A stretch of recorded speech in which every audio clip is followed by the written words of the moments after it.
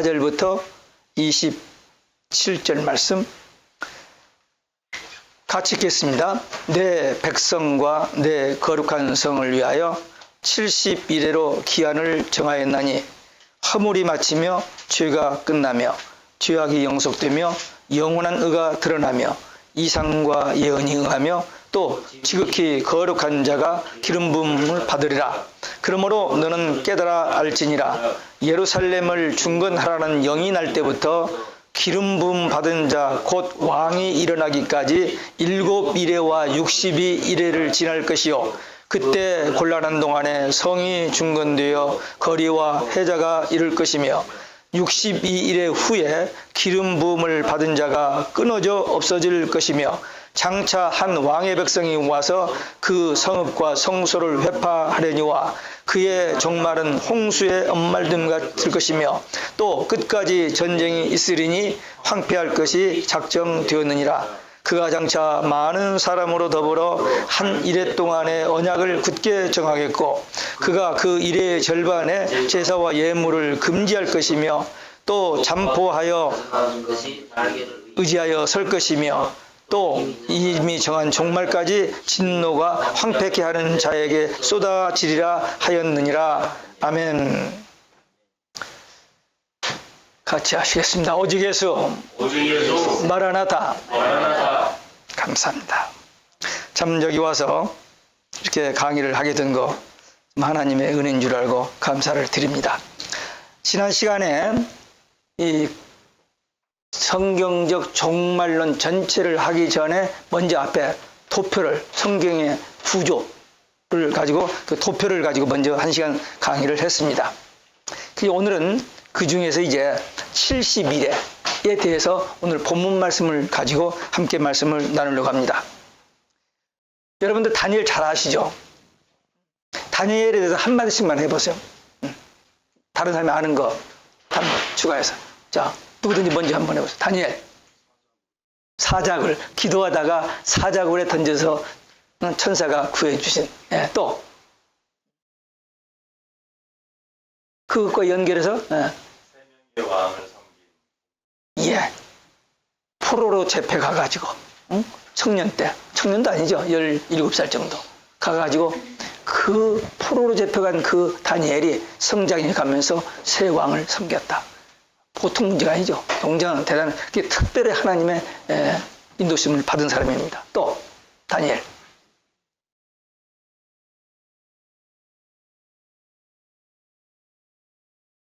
예. 처음에 가서 발탁되어가지고, 느부갓네살 왕이 발탁되어가지고, 이제 그 여러 나라 사람들 그 저기를 위해서 뽑아가지고 썼는데, 우상의 제물을 먹으라 오니까 그걸 과감하게 안 먹기 위해서 열흘 동안 저기 했는데 그게 불가능한 일입니다. 그러나 하나님께서 그 환관장의 마음을 이렇게 해서 다니엘에게 은혜를 베풀어서 되었던 일입니다. 또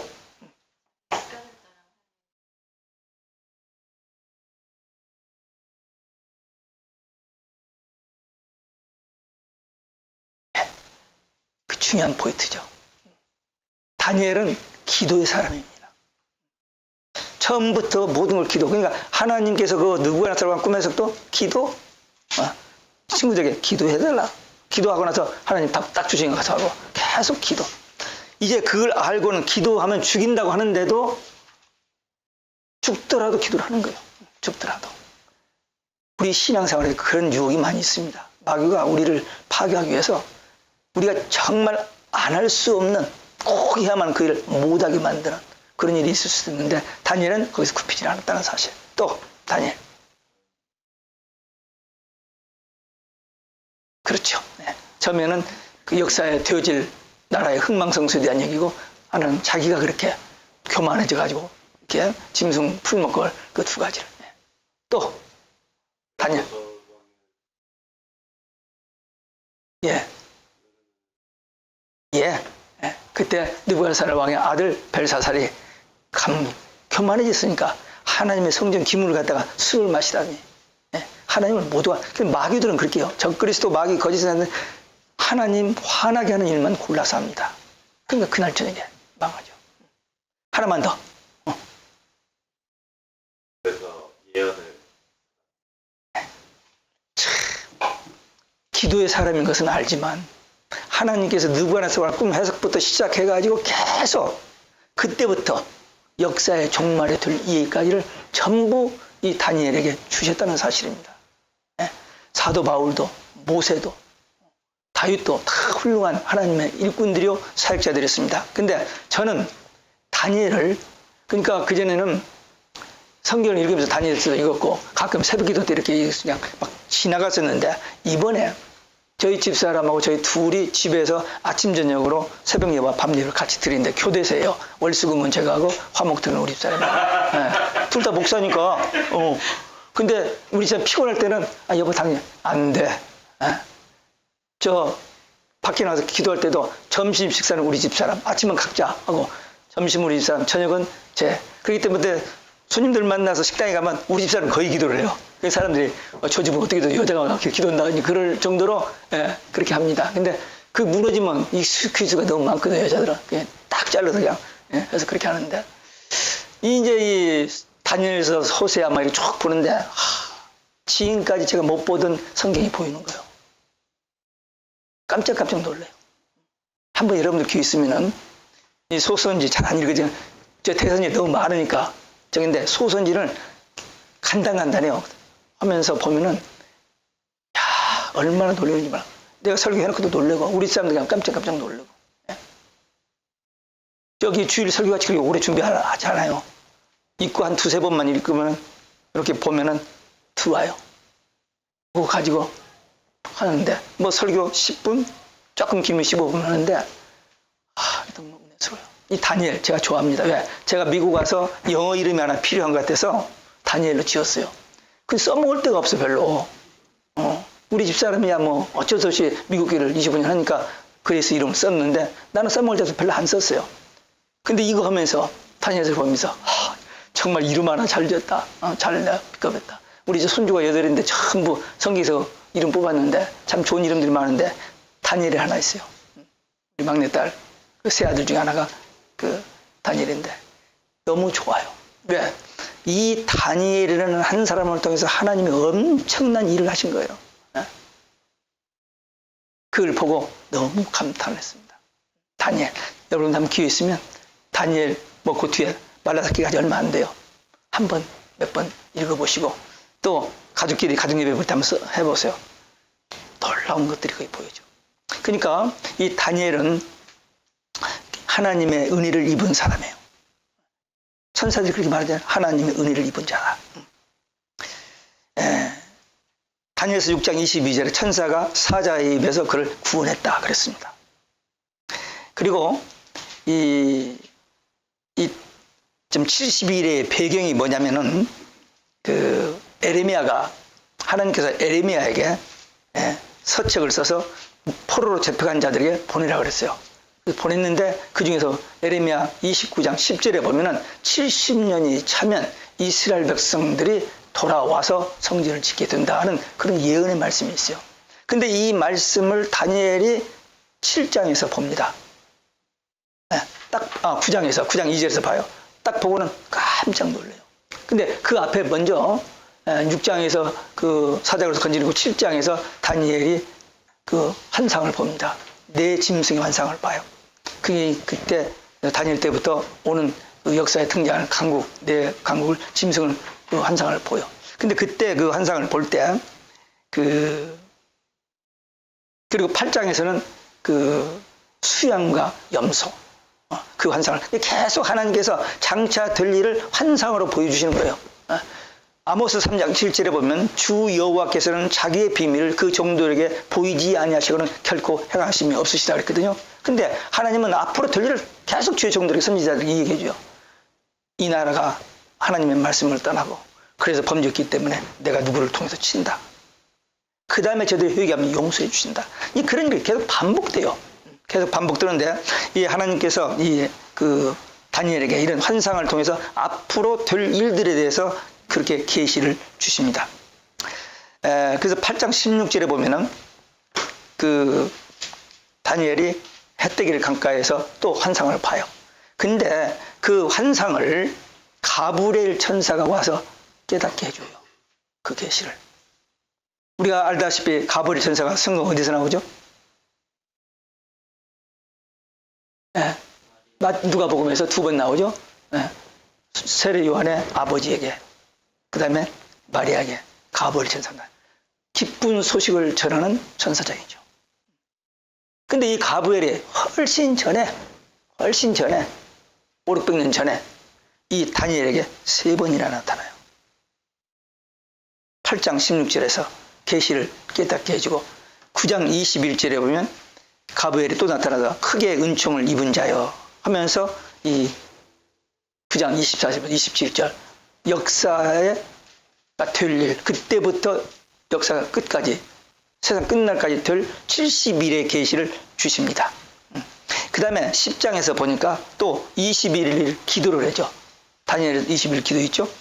그 기도를 한 후에 가브리엘 전사가 이 다니엘의 그 꿈, 그 계시를 해석해 주시고 오는데 바사군이 막았어요. 근데 미가엘 천사장이 나타나서 군대 장관 미가엘 천사장이 나타나서 물리쳐 주서 왔다. 그러니까 이 다니엘의 사역을 위해서 하나님께 다니엘을 쓰시면서 가브리엘 천사장을 3번이나 등장시키고 미가엘 천사장을 등장시켜서 그에게 하나님의 비밀을 보여주시고 역사의 종말에 될 것까지 보여주신 이 놀라운 사건입니다. 성경의 인물 중에서 이만큼 귀하게 쓰임받은 누가 있어요? 물론 역할이 다르죠. 그래서 이 다니엘이 이렇게 하나님의 은총을 입은 자, 구약의 3대 의인이 누구죠? 3대 의인이란 말이 나오는데 노아, 욥, 다니엘이 들어가요. 노아, 홍수, 욥, 그 정말 저기 다 이겨낸 욥. 다니엘도 기도의 사람으로 거기 들어가요. 정말 하나님의 뜻에 맞게 귀하게 아름답게 쓰임받은 다니엘입니다.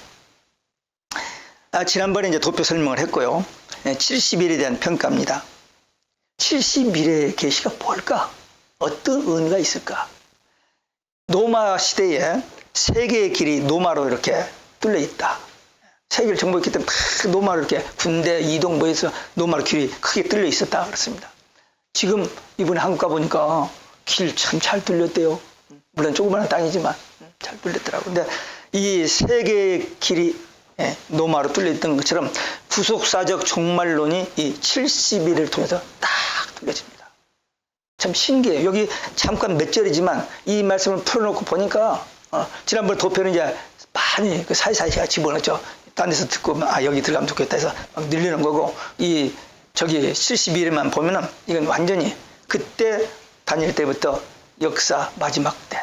근데 뒤에 2000년이죠. 다니엘 때 그 한 500년 되고 그 길이 다 열려 있는 거예요. 그 다음에 이 72일을 바로 이해하면은 마지막 종말 신앙, 마지막 때 되어질 일에 대해서 눈이 열려져요. 왜? 조직이 딱 그렇게 돼 있으니까. 참 놀라운 일입니다. 이런 것을 모르고 그냥 한번 다니엘 읽으면 지금 9장 24절 27절 무슨 말인지 모르잖아요. 근데 조금만 해석을 듣고 묵상해 보면 엄청난 내용입니다. 이 국내 저자들, 국내 신학자들은 재림 신앙으로 성취될 일이라고 그렇게 믿습니다. 근데 외국 학자들 중에서는 초림으로 보는 사람이 셋, 그 다음에 재림으로 보는 사람이 넷. 이 셋, 넷은 뭐냐? 학자들이 많이 있지만 대표적인 이 종말론에 대해서 계시록에서 대표적인 학자들 한국에서 7사람, 미국 사람 7사람을 비교해서 봤을 때 이런 견해가 있는데 올바른 견해는 뭐냐? 24절에 6가지 사건이 나와요. 24절에 그 6가지 사건이 예수님의 재림으로 성취될 일입니다. 그래서 이 계시록 다니엘서 9장 24절부터 27절은 종말의 계시라고 우리가 인정할 수 있습니다.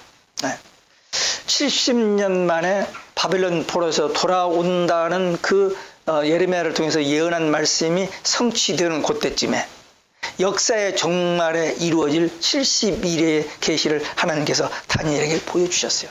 다니엘은 그때 어려서부터 가가지고 그때까지 거의 100세까지 살아있으면서 90세까지 살아있으면서 무슨 일에 쓰임받았냐? 이스라엘 백성 바빌론에서 돌아가는 그 일에 쓰임받았어요.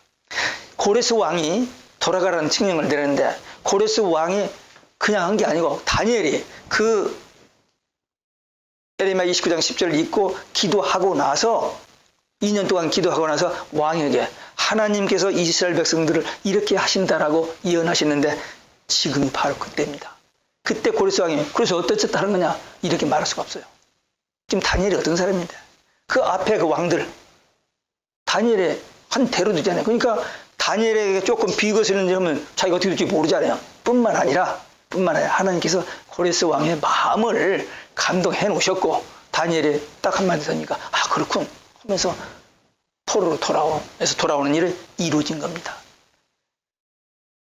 그 예언을 받은 예레미야는 알았고 다니엘은 2년 전에 알았지만 다른 사람들은 그 말을 몰랐고 믿어지지도 않았죠. 어떻게 70년이나 포로로 잡혀가 살던 그 민족이 그 강대국에서 해방돼서 나옵니까? 그건 불가능한 일이에요. 물론 이스라엘 백성들이 430년 만에 애굽에서 나온 것도 불가능한 일이었지만 하나님께서 하신 것처럼 이 일도 하나님께서 하신 일이기 때문에 되어지는데 이 엄청난 사건을 다니엘과 한 사람, 물론 그 세 친구도 있었습니다만 다니엘 한 사람을 주의 종으로 하나님의 뜻을 이루는데 쓰임받는 종으로 쓰셨다는 사실입니다. 70일에는 예수 재림으로 이 세상 심판 주의 재림 그 사건의 예표입니다. 그 역사 그 틀이 거기에 맞춰져 있어요. 아니 그때 70일이면 77, 49, 490년인데 어떻게 근데 이제 여기서 풀어져요. 한 일에 한 7일에 그 다음에 62일에 그 다음에 마지막 한 일에 이게 이제 여기서 본문에서 단어들이 나오고 그걸 또 성경적으로 해석해 보면 그렇게 딱 맞아떨어져요. 이건 사람들이 억지로 푼 것이 아니고 이건 하나님께서 다니엘을 통해서 역사에 정말 될 일을 계시해 주신 엄청난 비밀입니다. 근데 이것이 그대로 이루어져. 그 다음에 이제 요한 AD 100년경에 요한을 통해서 이제 얼마 남지 않은 그 마지막 또 한 일에 될 일을 사도 요한이 또 예언하고 또 계시를 받아서 기록해서 우리에게 전해 주었습니다. 이 한 일의 기간은 한 주 7일이 아니고 한 일에는 7년입니다. 하루가 아니고 한 일에는 7년. 7년. 내가 써놓고도 잘 왔다 갔다 하네. 70일에는 70일 중에서 마지막 한 일에는 대환란, 역사 정말 라오디게아 시대 교회사 끝에 마지막 한 일에 될 일입니다. 이 70일의 시작의 기점이 언제냐? 언제부터 70일에가 카운트다운 되느냐? 지금 다니엘이 계시를 받은 말은 바로 그때냐? 그때가 아니고 2차 성 중건령 457년 에스라를 통해서 2차 귀환령이 있어요. 1차 귀환은 사실은 이스라엘 백성들이 바벨론에서 포로로 돌아올 때 3번 3차에 걸쳐서 포로로 잡혀가고 돌아오는 것도 3차에 걸쳐서 돌아옵니다.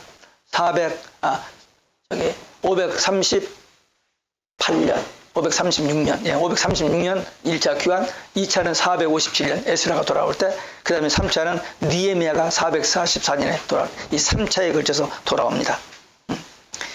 근데 이 70일의 시작은 언제부터냐? 그 계산은 언제부터 하느냐면 2차 성 중건령 457년 에스라가 귀환할 때 그때부터 한 일회가 되는 408년에 성이 중건됩니다. 정확하게 한 일회 후에. 그 다음에 이 성이 중건된 때로부터 26주,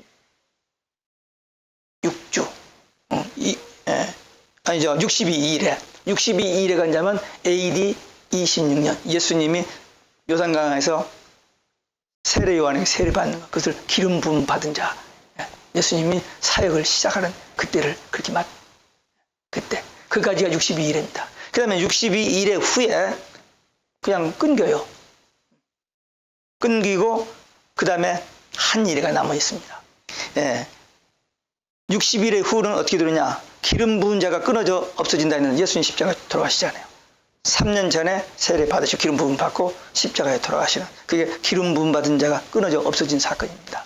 그 다음에 예루살렘의 철저한 멸망 AD 70년. 근데 예수님께서 마태복음 24장에서 감람산에서 제자들과 앉아서 성전을 가리키면서 저 성전이 돌 위에 돌 하나 남지 않고 무너지리라. 그 제자들이 이해를 할 수 없어요.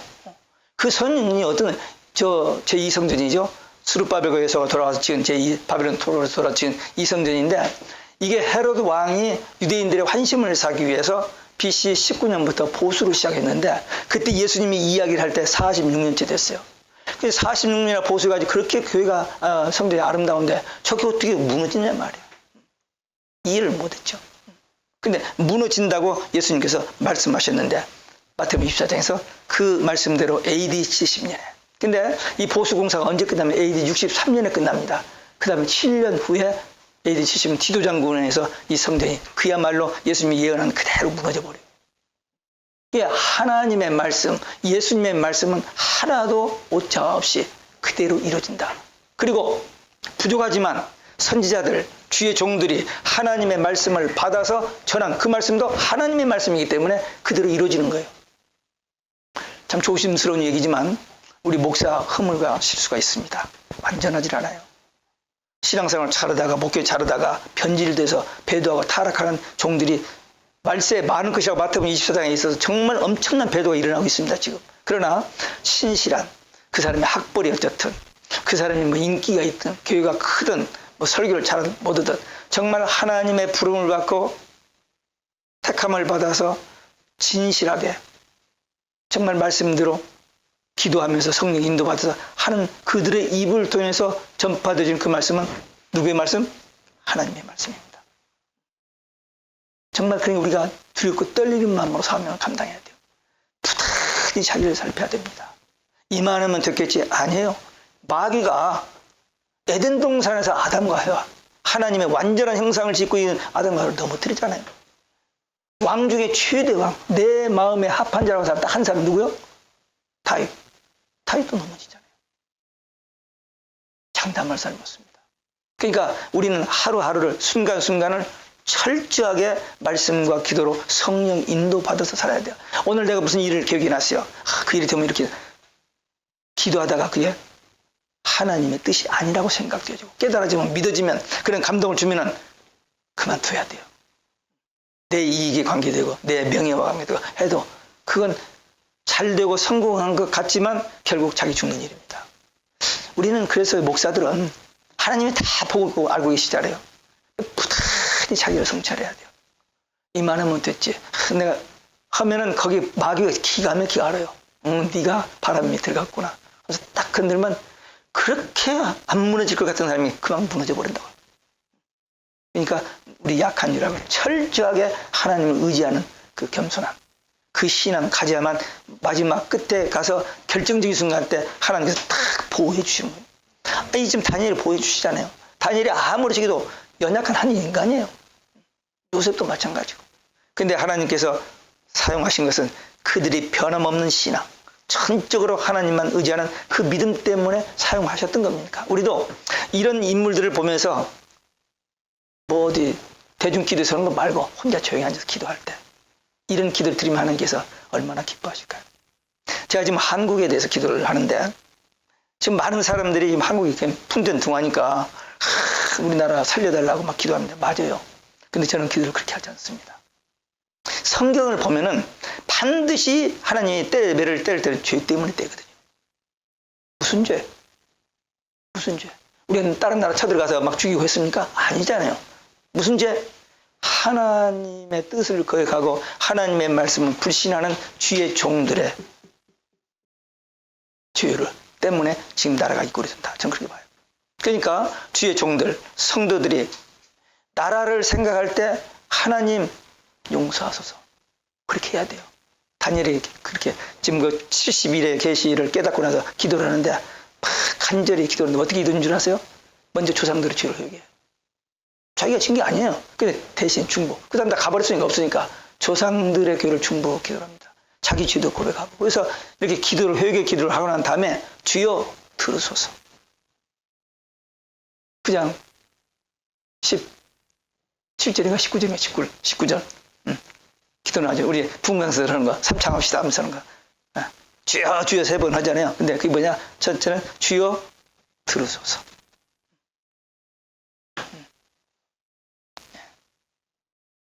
주여 용서하소서. 지금 기도를 했잖아요. 그거 기도를 드리고 나서 그 용서해달라는 거예요. 기도 용서하소서. 그리고 지금 하나님의 계획 속에서 지금 이 회복시켜 주는 거잖아요. 그러니까 주여 행하소서. 그 기도. 간절히 기도하고 그 기도를 주여 주여 주여 3번 하면서는 그 기도. 우리도 이 주여 주여를 써먹을 때가 있어요. 크게 안 해도 돼요.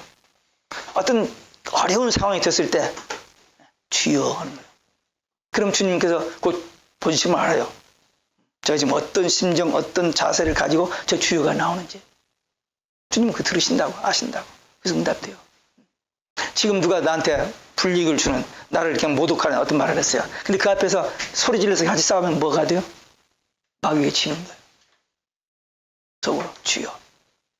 마귀가 한 줄 알고는 그 상황을 하여튼 주님 한번 부르고 난 다음에 그때 주님을 의지하는 그런 마음에 하나님께서 이런 생각도 주시고 이런 생각도 주시고 그리고 저쪽에서 생각을 바꿔서 그래서 해결되는 데가 많아요. 이런 것을 날마다 생활 속에서 체험하면서 살아가는 거예요. 그러면 신앙생활이 어려운 게 아닙니다. 간단해요. do 하면 하고 don't 하면 안 하면 돼요. 얼마나 쉬워. 근데 do 하라는데 꼭 해야만 하나? 그래서 머리를 굴려. don't 하면은 하면 어때? 그러니까 마귀가 그런 마음을 주는 거죠. 그때 성령의 인도를 받는 우리들은 그 상황에서 하나님의 인도를 받는. 그래서 주여라는 말 한마디 속에서 다 해결되어 버리는 그런 일들이 있어요. 여기 다니엘은 3번 주여 주여 주여 했습니다. 우리 기도 내가 원하는 대로 되는 게 아니고 하나님의 뜻대로 들으니까 주여 들으소서, 주여 용서하소서, 주여 행하소서. 이런 다니엘 같은 기도 하면 됩니다. 60일의 후에 예루살렘의 철저한 멸망, 그리고 그 다음에 예루살렘은 끝까지 황폐해질 것이 그때 예언됩니다. 다니엘이 이스라엘 나라 주님 오시기 전에 몇백 년 전에 그리고 AD 70년 이스라엘 망하기 전에 이렇게 다 예언해놨다니까 이대로 되잖아요. 그대로. 근데 우리는 이런 역사적으로 되어진 일들을 보면서 또 이제 우리가 살고 있는 이 시대가 어느 시대냐면은 라오디게아 교회가 시대고 이 70일에 중에서 마지막 한 일회가 카운트다운 되기 직전에 와 있으니까 우리가 얼마나 익사이팅 됩니까? 과거 이걸 다 보면서 이것도 반드시 될 일, 장차 될 일, 마땅히 될 일, 결코 속히 될 일 우리가 다 알고 있잖아요. 하나님의 비임을 맡은 자들이요. 그러니까 여러분들 이번에 이 성경적 종말론 신학교 강의의 한 코스로 들어두는 것을 끝나지 마시고 이게 잡으세요. 붙잡으세요. 물론 창세기도 설교하고 예수님의 십자가 부활도 설교해야 돼요. 그러나 재림이 초점입니다. 결론이에요. 지난번에 한번 얘기했잖아요. 요한계시록 22장 성경 맨 마지막 페이지에 예수님께서 내가 속히 오리니 내가 진실로 속히 오리라 하시거늘. 성경의 결론이 뭐예요? 예수님 재림이에요. 신구약 성경 전체에서 예수님의 마지막 말씀이 재림 이야기예요. 이걸 채쳐놓고 안 돼요. 말 안 됩니다. 그 말씀에 대해서 요한이 아멘 주 예수여 오시옵소서 말아놨다. 우리 이 신앙 가지고 우리가 살고 있는 시대가 지금 어디까지 와 있는가를 성경을 통해서 보면서 지금 이 다니엘 70일을 유심히 보고 또 지금 계시록이나 마태복음을 보면서 깨어서 기도하고 많은 마귀가 우는 사자처럼 두루다니며 삼킬자를 찾는다고 했어요. 그러니까 우리는 깨어서 기도하고 수시로 우리에게 도전하는 이 어둠의 영들, 거짓 영들, 개구리 같은 더러운 영들, 이 영들과 싸움에서 이겨내는 믿음의 용사들이 되어야 됩니다. 한 일의 구원 달력, 이 70일의 예언은 하나님의 구원 달력입니다. 구속사가 세밀하게 진전되는 것이 다 기록되어 있어요. 이게. 진짜 하나님의 말씀입니다. 물론 이 다니엘서 이 부분을 모르는 사람은 그냥 하나님께서 창조 주시고 만물을 다스리시는 분이다 막 이렇게만 하는데 이걸 이 다니엘서를 보고 계시록을 보는 사람들은 야 하나님께서 이렇게 정확하게 그대로 다 이루시는 하나님이시고 왜? 창조주 하나님.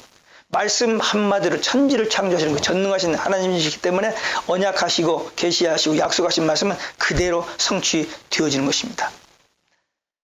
우리 성경을 공부할 때나 성경 말씀을 전할 때나 핵심이 뭡니까? 오직 예수입니다. 오직 예수. 예수님만의 모든 문제 해답이 다 들었습니다.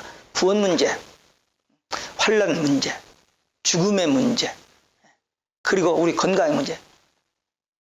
인간 생사화복을 주장하시는 하나님이 예수 그리스도의 이름으로 모든 것이 다 해결받을 수 있도록 해놓으셨어요.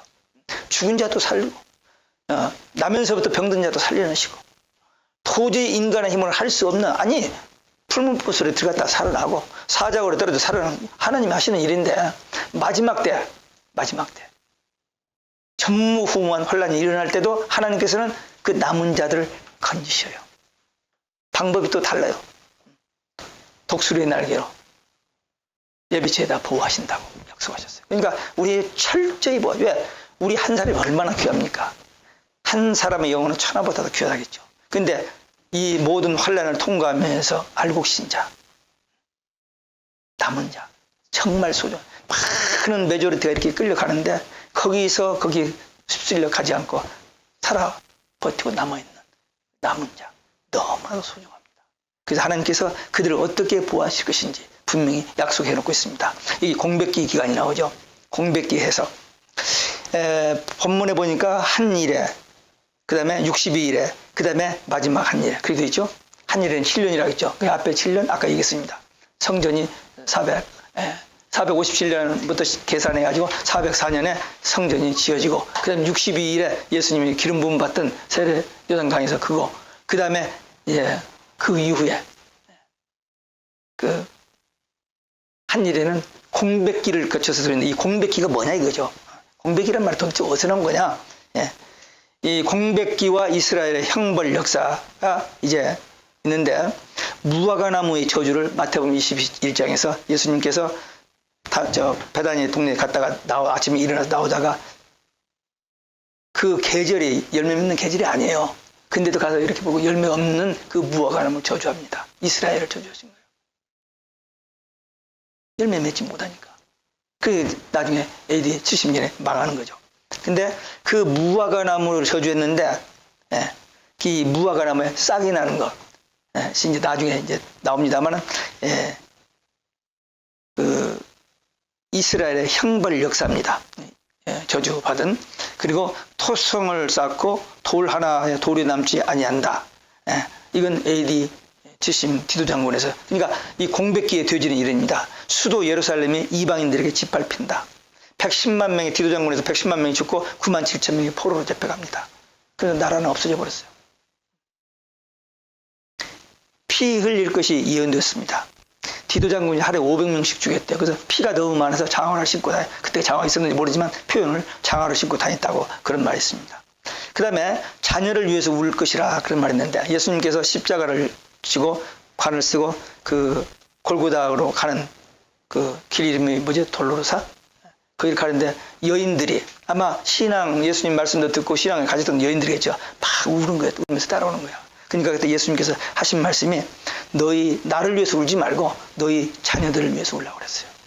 왜? 앞으로 당할 것을 예수님이 아시니까. 피차먹에 자녀들이 뭐 다 죽는 그 모습을 보고는 너희 자녀를 울으라고 그렇게 말씀하셨습니다.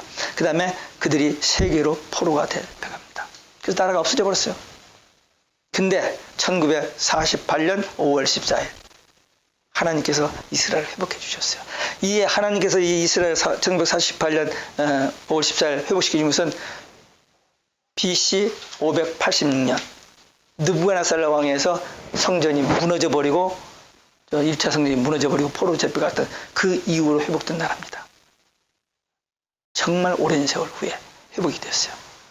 그래서 1948년 5월 14일 이 1948년, 저는 이 48년에 대해서 생각하면 여러 가지가 많아요. 아마 얘기했을 거예요. 우리 한국 1948년 8월 15일 해방됐죠.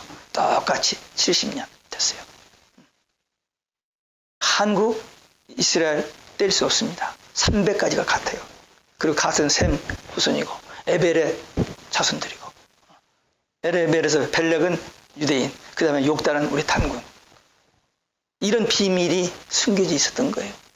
그래서 한국이 못 사는 나라 40국 중에 39번째 한국이 이렇게 잘 사는 나라고 세계 강국대회까지 들어가고 세계적인 선교의 열정이 막 불어서 170개국에 22만 7천 명, 2만 7천 선교사가 가는. 사실 우리 한국 선교는 그 단기 선교 하면요 훨씬 많습니다. 막 몰려 다니잖아요. 요즘 안 가지만 몰려 다녔습니다. 우리 교회에서도 작은 교회도 볼리비아 이런 데 갈 때 막 이민 보따리에 18개 싣고 갔어요. 뭘 갖다 주려고 다 주는. 그렇게 다녔습니다. 근데 이제 그 다음부터 어느 때부터는 저는 이제 혼자 다녔어요. 계시록 설교 때문에. 돈도 안 들고 준비하는 데 쉽고 그리고 그 갖다 주는 것도 좋지만 가서 그 신학교 그 목사들한테 이거 전하는 게 훨씬 더 중요하다고 생각해서 선교를 다녔습니다. 그래서 그 볼리비아 페루까지도 제가 한 5,000불 들여서 지방에 있는 목사들 불러다가 세미나 한번 하고 그 다음부터는 큰 돈을 들지 않았어요. 네몽고 4번 갔고 우크라이나 4번 가고 코스타리카 갔는데 큰 돈 아니고 나 혼자만 가서 비용 쓰고 그냥 강의만 하고 주로 왔습니다. 이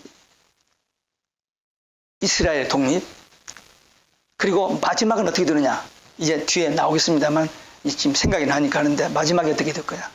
백투 예루살렘. 지금 복음이 지구를 한 바퀴 다 돌았어요. 1973년에 처음으로 거의 2000년 다 돼서 복음이 예루살렘에 들어갔습니다. 그래야 지금 한 20만 3% 정도가 크리스찬인데 이제 마지막으로 또 남은 게 뭐냐. 세계에 있던 모든 교회들이 마지막으로 이제 예루살렘으로 들어가는 그 백투 예루살렘 그 무브먼트를 누가 시작했는지 몰라. 중국 교회에서 시작했는지 모르지만 그게 지금 진행되고 있는데 이것이 곧 이루어질 것 같아요. 그래서 중국 지하교회 대표 수 형제가 저희 교회 와서 한국교회 리더십 그다음에 우리 한국 선교사에 곳곳에 다 있는 그 선교사들의 도움으로 우리 백투 예루살렘 하다가 있는데 지난 2016년 9월 28일 중국에서 지하교인들이 28만 명이 지상으로 나와가지고 집회를 하면서 이 백투 예루살렘을 중국, 한국, 일본을 넣더라고요. 제가 깜짝 놀랐어요. 근데 그 일본은 0.3%밖에 안 되는 기독교인인데 그들 중에 정말 이 백투 예루살렘 이 선교의 비전을 가지고 뛰는 사람 지금 막 나오기 시작했고 또 하나 놀라운 것은 지금까지 예수를 그리스도로 인정하지 않고 정치적인 메시아를 기다렸던 골동주대인들 그들이 예수님이 그리스도다 이 말을 지금 듣고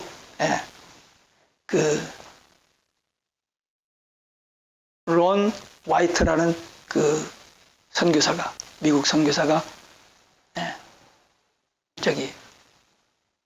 노아 방주 그걸 찾아냈고 그 다음에 에레미야 동굴에서 예수님의 십자가 달리실 때 흘린 피가 떨어진 언약궤를 발견했어요. 그래가지고 이 발견하면 이스라엘이 가만히 있을 것 같지 않아서 이 사람이 많은 매스컴을 다 모아놓고 유서를 하나 썼어요. 유서를 써서 이 사실을 폭로한 거예요. 그리고 자기 아들에게 지금 하지 말고 1년 후에 내가 죽거나 내가 저기 다음에 폭로라. 그래서 이게 폭로가 됐습니다. 놀랍죠?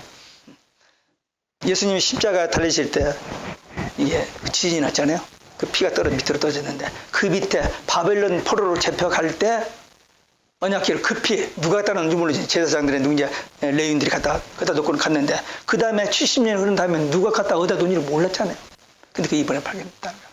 저는 그 처음에 발견됐다는 그 소리를 딱 듣는 순간 이게 적그리스도가 수작하는 가짜가 아닌가 그런 의심을 했어요. 근데 최근에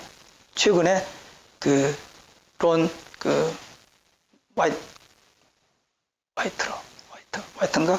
그 이름을 이제 한 번 들어서 지금 가물가물한데 내가 적어놓기는 적어놨어요. 근데 그 사람이 노아 방주를 저기로 위에서 사진 찍는 그 무슨 요즘 기계 발달됐잖아요. 그걸로 탁 찍으니까 터키 저쪽 위에 아라рат산 그게 발견되고 이 언약궤를 발견한 거예요.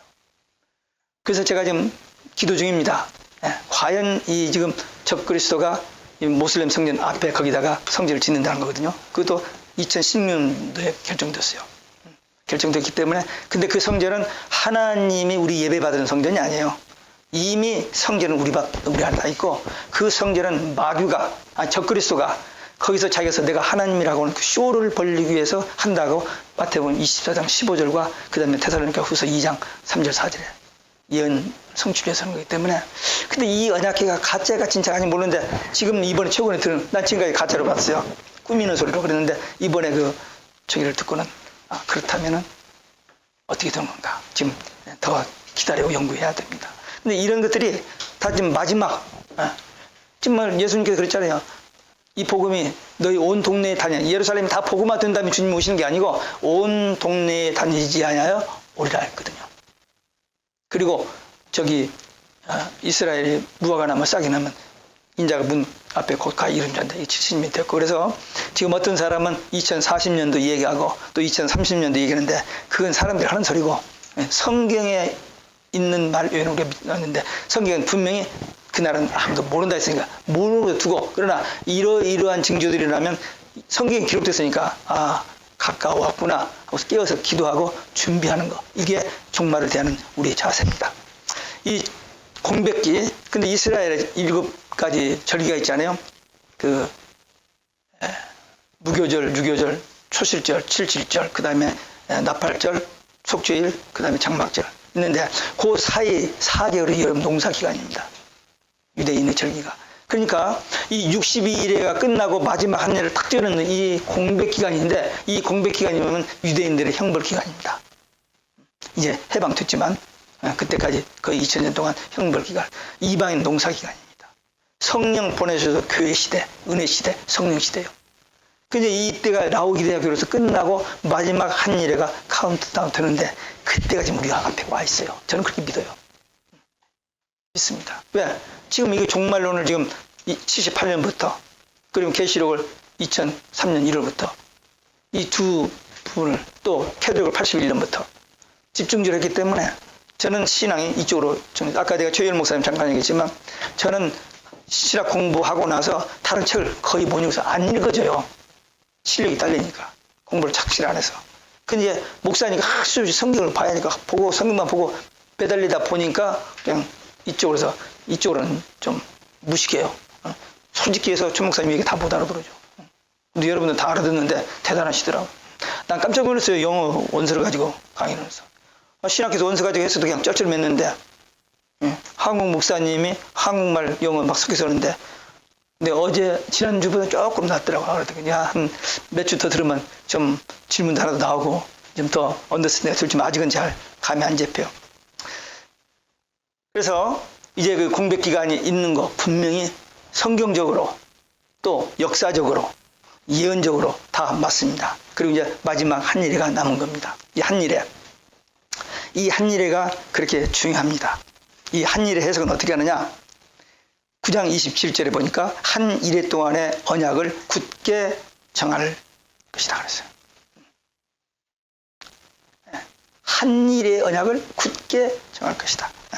그러니까 하나님께서 다니엘의 입을 통해서 이 말씀을 주신 것입니다. 그때 그 한일의 그 언약을 적용한 게 누구냐면 하나님이 아니고 적그리스도가 등장해서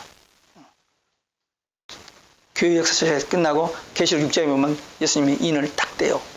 첫 번째 인을. 그러면 적그리스도가 탁 흰말이 튀쳐나옵니다. 그때부터 환란이 카운트다운 되는 거예요. 근데 지금 거의 다 왔어요. 지금 자기가 홀리 파드라고 돌아다니는 그 사람이 적그리스도입니다. 교황이. 루터, 칼빈, 요한 웨슬리, 그 다음에 웨스트민스터 신앙 고백, 그 다음에 베프티스 신앙 고백에서 분명히 교황은 적그리스도라고 해놨어요. 이 교황일지 전 교황일지 다음 교황일지는 몰라요. 저는 다 전 교황일 줄 알았어요. 베네딕토. 근데 갑작스럽게 그냥 그 성 막 이런 거 막 적용하면서 망신스러우니까 그냥 뭐 핑계 대가지고 그냥 파면시켜버리고 지금 프란시스를 적용했는데 이 사람이 적격자 같아요. 정말 얼굴도 생기고 환하게 생기고 그래가지고 세계의 평화의 사도로 전 3년 반은 지금 지구에 있는 모든 사람들이 평화라는 단어 때문에 다 뭉치거든요. 종교, 정치, 경제만 다 뭉치적인 게 뭐냐면 이 평화라는 단어. 왜? 3차전 일이라면 다 종사 알기 때문에. 계시록 9장에 보면은 그 연월일시에 불과 연기와 유황의 재앙으로 인구 3분의 1이 즉사한다는 것이 기록되어 있어요. 우리는 모르지만 언제인지는 모르지만 very soon. 지금 북한 김정일이가 막 이번에 혹시 보셨어요? 김정일이가 막 우리 남한 욕하는 거. 2분 30 몇 초짜리. 아휴, 보기도 싫어, 징그러. 나는 솔직히 얘기해서 정치 이야기, 김정은 북한 얘기 절대 안 듣습니다. 이 머리다 그거 듣고 싶지 않아요, 저는요. 근데 우리 집사람은 유튜브 그런 거 통해서 막 보고는 나한테 뭐 소식 전해주려고 막 이러면 플리즈 막 제가 도망가요. 우리 집사람이 건강 때문에 자기 건강 때문에 그걸 많이 봐요. 근데 보면서 그때 보니까 막 봐줘 지식이 있어가지고 이름까지 대가면서 누가 이렇게 막 하더라고. 근데 나는 듣기도 싫어요. 문자도 듣기 싫어하고 김자도 듣기 싫어하고 안 들어요. 근데 기도는 그렇게 해요. 하나님 우리 한국을 보호하셔서 구원해 주셔서 이렇게 기도를 하지 않고 다니엘처럼 먼저 회개 기도를.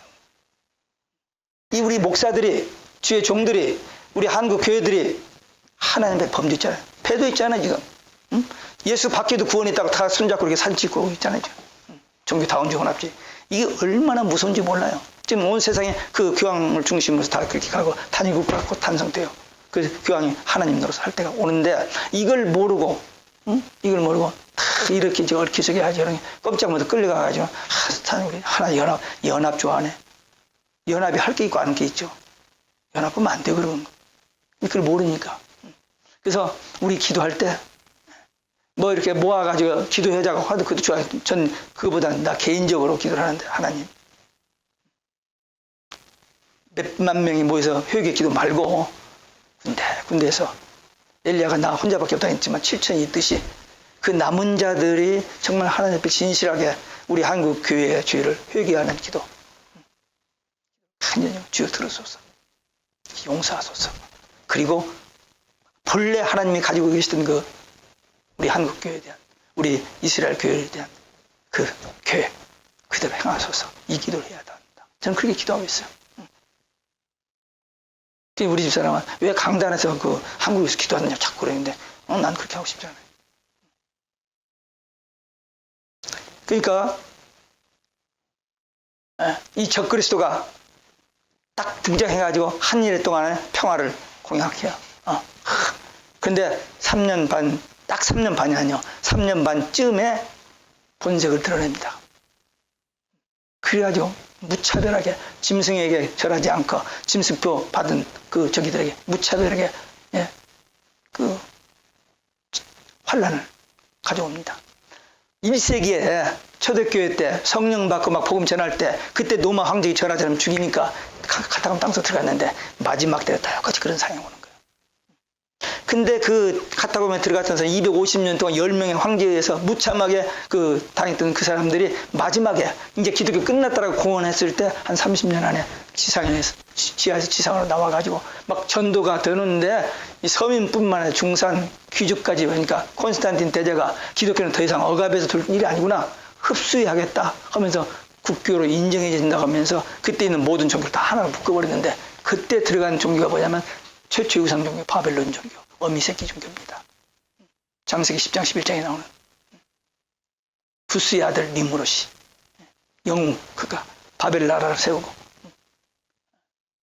그게 죽은 다음에 그 구스 그 아내 세미라메스가 그 니므롯이 죽기 전에 간통해서 아들을 낳았는데 단무새가 나왔어요. 그 다음에 니므롯이 죽은 다음에 이 니므롯이 환생했다 그러면서 어미 새끼 종교를 만든 건데 콘스탄틴 대제가 그걸 모르고 알고도 했겠지 뭐 마귀가 시켰으니까 그래가지고 그게 나온 것이 어미 새끼 종교. 그게 예수 말이라고 하는데 아니에요.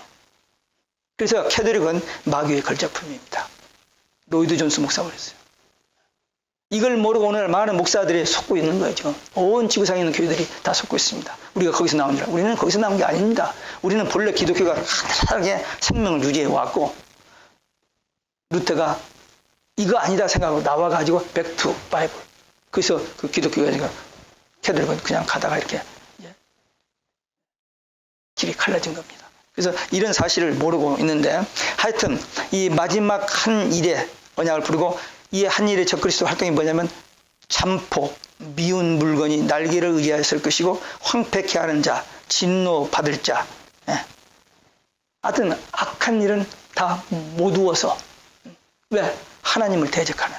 나중에 딴 데서도 나오겠습니다만 자기 때가 공중에서 미갈 천사장과 싸움을 해요. 적그리스도와 그 마귀 저기들과 싸워서 패하고 공중에서 쫓겨납니다. 공중 권세 잡았던 적그리스도 거짓 선지자들 이들이 공중에서 쫓겨나서 지상에서 이제 얼마 안 남았지 않아요. 그러니까 발악을 하는 그런 모습이 성경에 기록되어 있습니다. 그래서 이 한 일의 언약을 정할 것인데 실제적인 기간입니다. 상징적인 숫자가 아닙니다. 마지막 한 일가 있어요. 7년 짧습니다. 시작했다면 끝나버려요. 저기 50세 때하고 60세 때하고 70세 때하고 세월 가는 것이 50마일, 60마일, 70마일은 그걸 좀 실감하고 있어요. 제가. 안 믿어져요. 내가 어떻게 47년이 벌써 지나가 버렸어. 엊그제 같은데. 그래서 재미가 없어지고 47주년 결혼식 됐는데도 식당 간짜고 말만 해놓고 못 가고 말아버렸어요. 우리 딸이 그 막내딸이 아빠 장미 하나 사다가 엄마 드려야죠. 그래서 들은 척하고 그러면 그냥 그만 뭐 흥이 나야지 뭐 그런 것이. 좀 덤덤해요 제가요. 우리 사람 조금 센시티브해서 그런 걸 자꾸 기대는 한 번은 그 어디 갔다 오다가 저 병원에서 퇴원해서 나오는데 장미꽃이 저기다고. 근데 내가 병원에서 장미꽃 안 사가지고 왔거든요. 근데 가스스테이션 장미를 팔더라고. 그래서 우리 딸 보고 야 가서 2다발 사와. 그때 우리 집에서 난 그런 것을 안 받아. 근데 이제 좀 정서적인 그런 게 없어요.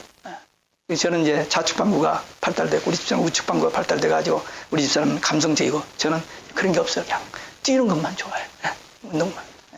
근데 어쨌든 이 마귀가 정말 무섭게 그 다음에 일의 절반에 제사와 예물, 그러니까 전 3년반은 평화의 사도로 그 다음에 일의 후반에 들어가서부터는 그야말로 본색을 드러내서 모든 신앙 행위 금지. 그리고 성전에서 자기가 하나님이라고 자기에게 절하라고 하는 때가 온다고 하는 것입니다. 그대로 여기 된 이 말씀대로 반드시 됩니다. 이게. 그 다음에 미운 물건이 날개를 의지하여 설 것이다. 마태복음 24장 15절 멸망에 가져간 것 예수님이 하신 말씀이고 그 다음에 데살로니가서 2장 4절에 보면 불법의 사람 멸망의 아들 적그리스도를 그렇게 표현했어요. 그가 이제 그 성전에 서서 내가 하나님이라 나한테 절하라. 그런 때 가운데 그 절을 누가 시키는 줄 아세요? 그 우상을 누가 만들고? 거짓 선지자 목사들이 그걸 해요. 참. 근데 어떻게 그럴 수가 있느냐 하는데 지금 목사들이 하는 일이 상상할 수 없는 일을 하고 있습니다. 최근에도 뉴저지에 몇만은 좋은 교회입니다. 박살이 났었다. 그래서 목사가 휴직되고 1년 휴직되고 부목사들이 누가 이 담임 목사를 차지하느냐 전쟁이 붙었었죠. 교인들이 술렁술렁 떨어져 나가기 시작합니다. 우리 아들이 그 길을 다니고 있었어요. 참 안타까워. 마귀가 하여튼 개인, 가정, 교회, 주회종, 성도들 모든 수단 방법을 다해서 넘어지게 합니다. 그때가 지금 우리 앞에 지금 곧 이미 시작되었고 부분적으로 이제 본격적으로 시작할 때가 점점 다가오고 있습니다. 그래서 우리는 정신을 바짝 차려야 돼요. 정한 종말이 있다. 한 일회 후에 적그리스도와 거짓 선지자가 산채로 유학 문못에 들어간다라고 계시록 19장 20절에 기록되어 있는데 이 지금 5번에서 한 일에 동안에서 5번에서 정한 종말이 있다. 단일은 그렇게 말했어요. 근데 이것이 마지막 계시록 19장 20절에 적그리스도 거짓 선지자를 예수님 산채로 지옥불에 던지는 그걸 얘기하는 겁니다. 그러니까 이렇게 예언된 말이 그대로 다 이루어진다니까요. 하나님 말씀이기 때문에. 그 다음에 황폐케 할 것이다. 하나님을 대적하고 주의종 교회 하여튼 성도들 대적한 교회가 다 쑥대밭이 됩니다. 그런데 여기서 남은 자가 있다니까요. 끝까지 오직 예수 신앙으로 절기를 지키는 남은 자. 그리고 그런 교회들이 모여있는 소수. 이제 끝 마부분에는 더 이상 감당할 수 없을 때는 하나님께서 독수리 날개로 예배지에 보호받을 그들이 있다는 것입니다. 결국 이런 모든 예언, 징조 이런 것들은 하나님의 끝날에 심판이 있다. 그건데 우리는 계시록 16장 17절에 보면 7번째 대접이 쏟아지니까 땅이 다 갈라져요. 그래서 이 피조물, 이 지구상에 있는 것이 모두 다 그로 들어가 버려요. 이렇게 되니까 새하늘과 새 땅이 이루어집니다. 거기서 이제 주님이 재림하시는 거예요. 공중에서 기다리고 있다가 이 새하늘과 새 땅이 이루어진 다음에 이 땅으로 재림. 그래서 에덴 동산이 회복된 땅으로 재림. 분명히 땅으로 되어 있어요. 우리 죽으면 천국 간다. 영은 지금 천국 가지만 주님이 재림하실 때는 이 땅 천년왕국에 회복된 천년왕국에 가는 거예요. 막연하게 죽은 다음에 우리 천국 간다고만 아는데 정확하게는 천년왕국에 회복되는 이 땅에서 우리가 주님을 모시고 천년 동안 왕노릇, 그 다음에 22장 계시록 22장 5절에 보면 세세토록 왕노릇. 왕노릇이라는 게 우리가 말하는 대통령 밑에서 이렇게 부하하는 이게 아니고 천지 만물을 다스리는 권세를 창세기 1장 28절에 우리한테 주셨는데 그걸 잃어버렸는데 그걸 우리의 천년왕국에 다시 들어가서 회복한다는 그 얘기입니다. 그러니까 그렇게 어렵고 상상적인 얘기가 아니에요. 실제적인 얘기입니다. 앞으로 역사상에 되어질 일입니다. 그 다음에 70일의 축복입니다. 예수님께서 십자가로 온 인류를 구속하십니다. 그러나 아직 구원 받았지만 죄의 상태에서 완전히 벗어나지는 못해요. 왜? 날마다 죄의 유혹 이게 접하니까. 그때 기도해서 성령이 도우시면 싸우지만 완전히 벗어나죠. 우리 땅 밖으로 나갈 수도 없고. 그런데 주님이 재림하심으로 흠과 티가 없는 거룩한 그리스도의 신부로 어린 양 혼인잔치, 하객으로가 아니라 주객으로 우리가 갑니다. 그게 6번째 복입니다. 계시록 7가지 복이 있는데 어린 양 혼인잔치에 들어가는 것이 우리 6번째 복이에요. 그러니까 거기 가서 예수님이 팔 끼고 이렇게 결혼식 하는 게 아니고 상징적으로 결혼이 제일 좋잖아요. 물론 결혼식은 그냥 부모들이 반대하고 해서 그냥 어렵게 하는 결혼식도 있지만 그러나 일반적으로 정상적인 결혼은 모든 사람들의 기쁨으로 하객들이 축하해주는 그런 결혼식, 그런 걸 말하는데 우리가 천국 가는 것을 그렇게 표현했습니다. 70일의 축복, 허물이 마친다. 거기는 죄가 없어요. 죄는 못 가지고 가요. 죄 다 용서 받고 예수의 피로 죄사함 받고 들어갑니다. 흠과 티가 없는 그리스도 신부들만. 그 다음에 죄가 끝납니다. 예수님 재림 후에는 더 이상 천국이니까 천국. 그 다음에 죄악이 영속된다. 이 땅에서는 죄가 일시적으로 용서를 받아요. 그 다시 죄를 또 지으면 매를 맞기도 하고. 근데 거기는 반복이 없습니다. 죄 반복이 없어요. 그 다음에 영원한 의가 드러난다. 다시 범죄 없는 영원히 의롭게 된다. 우리가 착하고 우리가 정직하고 해서 의롭게 되는 것이 아니라 하나님 말씀 믿은 것 때문에 하나님의 은혜로 하나님의 그 무궁하신 자비로 우리가 의롭게 되어서 그리스도와 함께 천년 동안 그리고 영원히 살 수 있는, 그래서 우리가 더 이상 죄 없는 그런 삶을 살 수 있습니다. 이상과 예언이 응한다. 성경에 예언된 많은 예언들이 있고 계시들이 있는데 그 모든 것이 다 이루어지는 것은 주님의 재림으로 이루어집니다. 재림으로. 계시록 22장에 가보면은 나 예수는 교회를 위하여, 그러니까 지금까지는 종 선지자들을 위해서 요한을 통해서 이렇게 했는데 예수님 말씀으로 하신 말씀이 나 예수는 내 교회를 위하여 이 말씀을 주셨다. 그리고 이 말씀은 반드시 그대로 이루어진다라고 말씀하고 있습니다. 그 다음에 여기 6번에 지극히 거룩한 자가 기름을 받는다는 말은 뭐냐면 예수님이 요단강에서 기름 부음 받았잖아요. AD 26년에. 근데 마지막에도 기름 부음 받는다 하는 그런 그 표현이 있는데 그건 뭐냐면 예수님이 심판주로 오시는, 이제 천년왕국의 왕으로 오시는 그 완성을 이제 의미해서 이렇게 표현했습니다. 왕으로 오시는.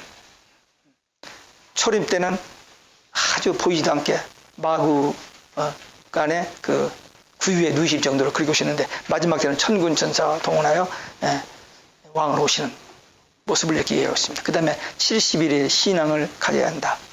69일의 이 예언이 문자적으로 역사적으로 지금 다 성취되어 가고 있습니다.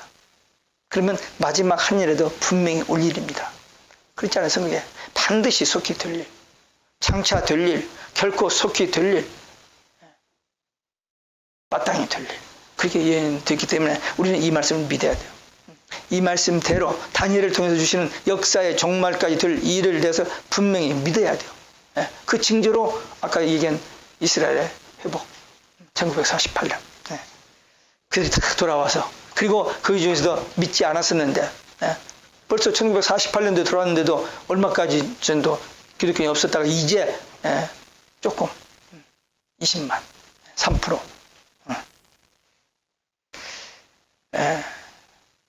근데 이제 이것이 예수님이 하신 역사의 종말에 반드시 될 일 중에 하나입니다.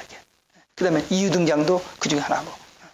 이유 등장이 1993년 11월 달에 됐는데 이것도 보통 문제가 아니에요. 그것도 다 다니엘서를 통해서 예언된 그 성취입니다. 그러니까 예언이 거의 다 이루어졌어요. 그러니까 우리는 이런 것을 보는 눈이 열려져야 하고, 세상에서 되어지는 징조에 대한 눈이 열려지면은 우리 강단에서 말씀 전할 때 그냥 솔직히 얘기해서 교인들이 말씀 듣는 것 같아도 못 들어요. 안 들어요. 설교 잘하고 내려가서 오늘 설교 제목이 뭐냐고 물어보면 이 얘기하는 사람이 몇 명 안 됩니다. 듣기는 들어요. 근데 듣고 그냥 편안하게 잊었죠. 그 다음 주에도 목사가 또 성경 조금 바꿔서 얘기하면 또 아멘하고 또 봐도 그러고 나서는 속에는 남는 게 없어. 다 그렇진 않지만 대부분이 그렇습니다. 제가 신학교에서 81년부터 신학에서 티칭을 시작했는데 제가 두고두고 하는 말이 그 말이 있어요. 다른 사람이 한 얘기를 들은 것은 내 거가 아니다. 그 사람 거다. 아직까지. 지금 내가 다 듣고 이해는 했어. 근데 그것은 저 사람 거예요. 근데 내가 이해한 다음에 그걸 내가 소화시켜가지고 다른 사람들에게 전하고 가르칠 때 그게 내 거가 돼요.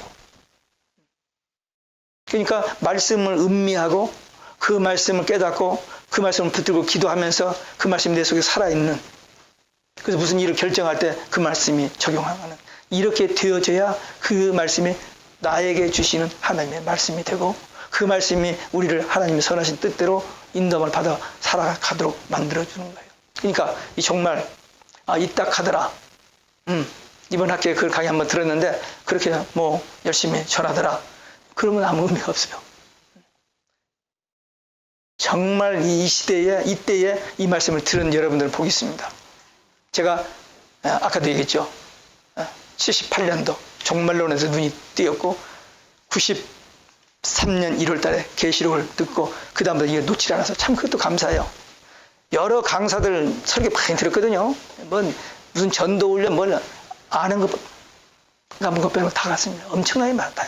근데 그래서 다 지나가고 잠깐 하다가 또 버려지는데 이 계시록 정말로는 안 놔진 거예요. 계속 하나님께 그 마음을 주셔서 또 하고 계속 하니까 지금 결정적인 타이밍이 맞는 때 제가 이 말씀을 전할 수 있는 거예요. 너무너무 감사합니다. 근데 여러분들 아직 좀 남았으니까 곧 내일 모레 와버리면 허구도 맞을 거 그냥 기도만 하다 가시면 되는데 아직도 시간이 좀 남아있을 것 같으니까 한번 붙잡아 보세요. 그렇게 어렵지 않아요. 정말로. 그래서 계시록 404절밖에 안 돼요. 여기 젊으신 분들은 한 며칠 한두 달이면 외워버릴 수 있어. 그리고 길을 가면서 자꾸만 여기서 이 말씀이 움직이니까, 살아서 움직이니까 생각지 않은데 이 말씀과 이 말씀 연결되고 막 그런다고. 이 계시록 이제 650분 넘게 보니까 여기 있다가 어느 날 갑자기 이 말씀과 제 말씀을 이게 그렇게 되는 거구나 막 이런 것이 깨달아진다고. 그러면 막 익사이팅하죠. 그러니까 여러분들 제가 여기서 한 학기 강의가 끝나버릴 수 있어요. 끝나버릴 수 있는데 이번 만남을 그냥 우연히 어쩌다가 감리교 목사가 와서 한번 하고 갔다 그렇다 하더라 하지 마시고 이걸 붙잡으세요. 소유하라. 십자가에 보면 소유하라. 먹어버려라. 다시 이어내라. 이 말씀 받고 소화시킨 다음에 전해야 돼요. 그래서 1장 3절에 보세요. 이 말씀을 읽는 자, 듣는 자, 기록한 것을 지키는 자들이 복이 있다. 왜? 때가 가깝기 때문에.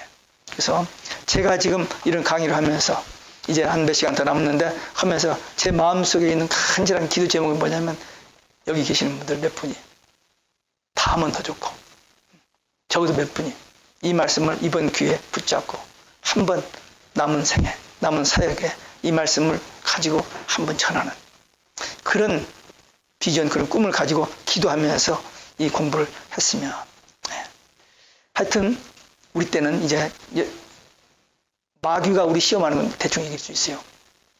네.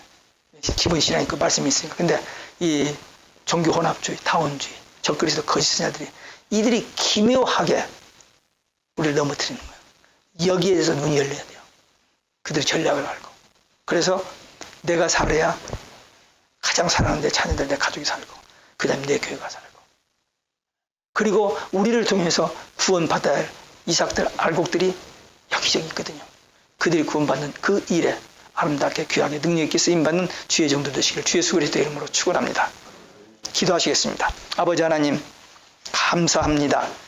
오늘 또 70일에 대한 다니엘의 그 계시, 하나님께서 다니엘이란 그 사람을 통해서 주신 그 계시가 역사의 종말에 이렇게 될 것에 대한 말씀을 함께 나눴습니다. 이건 분명히 하나님의 말씀이십니다. 이 말씀은 반드시 그대로 이루어질 일입니다. 우리는 이 말씀을 듣게 된 것, 깨닫게 된 것, 이게 하나님의 은혜요. 이 비밀을 맡은 자이니 이제는 이 비밀을 성령의 감동으로, 성령의 능력을 힘입어 담대하게 이 시대를 향하여, 교회를 향하여, 주의 종들을 향하여, 성도들을 향하여, 우리 가족들을 향하여 외치는 주의 종들 되게 하여 주시옵소서. 감당하기에 부족함이 없도록 성령의 능력과 권세로 역사하여 주시옵소서. 예수 그리스도의 이름으로 기도하옵나이다. 아멘.